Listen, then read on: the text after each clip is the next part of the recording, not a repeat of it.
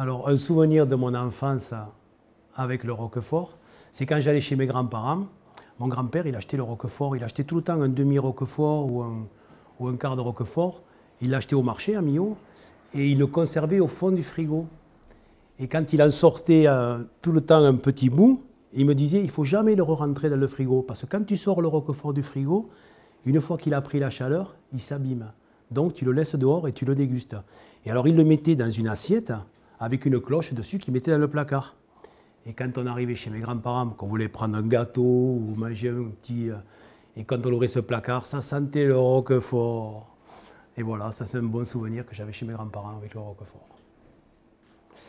Mais par contre, ce qu'il y a, c'est que de couper le roquefort et de le sortir à l'avance, on remarque que pour le déguster, il est bon aussi. Et il est meilleur quand il est chambré, quand il est un peu chaud, quand il est un peu brillant. Là. Et là, il est bon. Le roquefort avec un bon pain de campagne, voilà.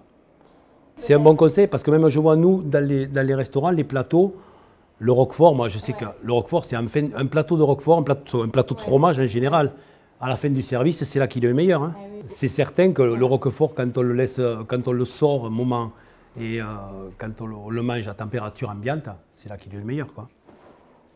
Voilà.